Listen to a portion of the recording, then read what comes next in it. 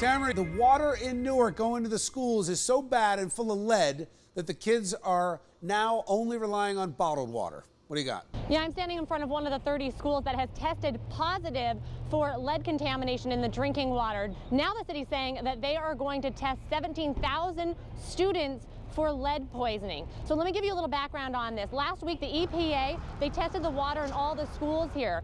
30 out of the 75 came back positive for lead.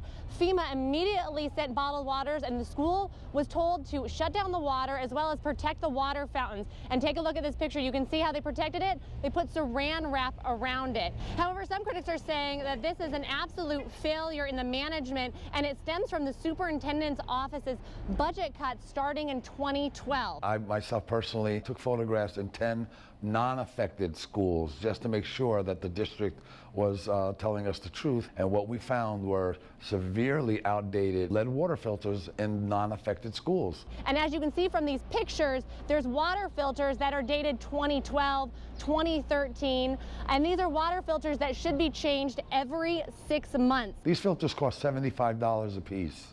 There is no way that they are willingly going to spend that much money on traditional public school students. John is calling for the federal government to step in because he says that he can't trust the state anymore. However, we did speak with Senator Kip Bateman via Skype. Last week I announced that next month during the budget process, I'm going to introduce a budget resolution asking for $20 million for lead abatement to try to address the concerns that Newark is having right now. This might come down to changing all the pipes, not just in Newark, but in cities across New Jersey. I think it sounds very simplistic to say it's just a budget issue, especially if it's the state. This is Newark actually facing the problem and trying to do something about it. I bet some of the other systems that have the same problem, they're just too afraid to look. It's a state-operated district. That's why we're asking for federal intervention. We can't trust the state officials.